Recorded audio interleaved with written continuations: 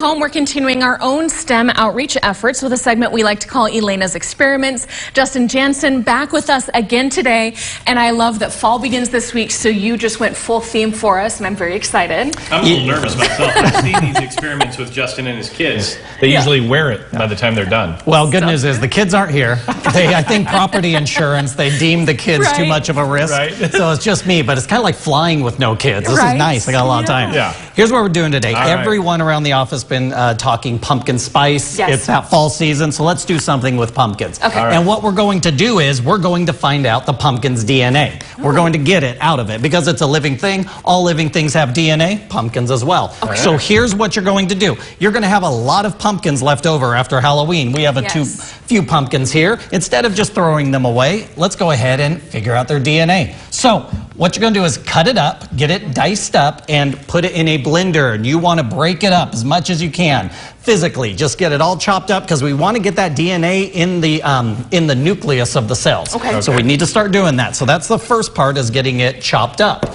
Then what we're going to do is we need to chemically break it apart so we can get to that DNA. And to do that, we're going to make a solution in a process called lysis. And what that is, you're going to use a half cup of water, 2 teaspoons of dish soap, and 1 teaspoon of salt. That mixture is going to be able to break it up. So here's now what I need you two to do. Okay, it's a 3-to-1 mixture. We're going to do 3 parts of the lysis to 1 part of the pumpkin. So you have a tablespoon, and you're going to put it in a plastic beaker, and I'll let you, Elena, start with the pumpkin. Go ahead and get 1 tablespoon of the pumpkin, so I'm putting that and 3 tablespoons of the lysis solution. Okay, 1.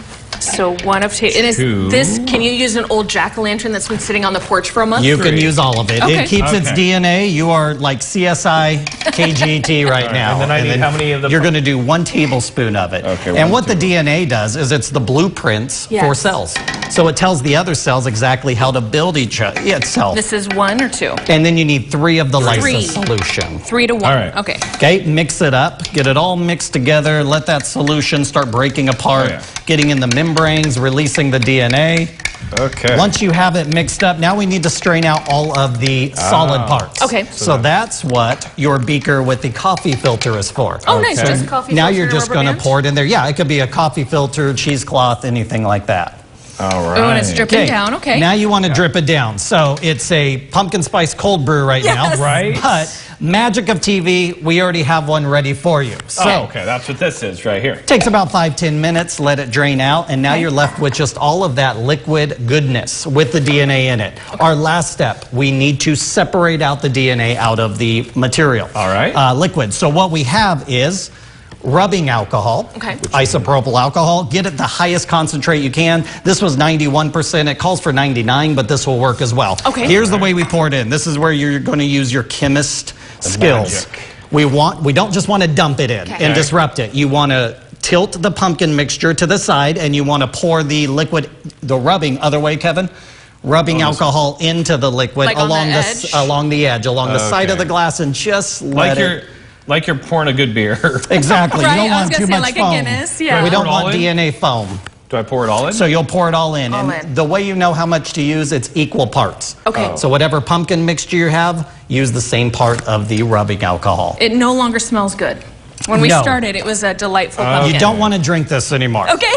That's a note to the kids at home. Yes. Now, what you should start seeing is you have a layer of the pumpkin liquid and a layer of the rubbing alcohol, and in the middle you should start seeing some kind of white stringy things happening. Now, if you put a wooden skewer in there, it'll start to attach to the wooden skewer. Really? That is your pumpkin DNA. So, okay, I see some.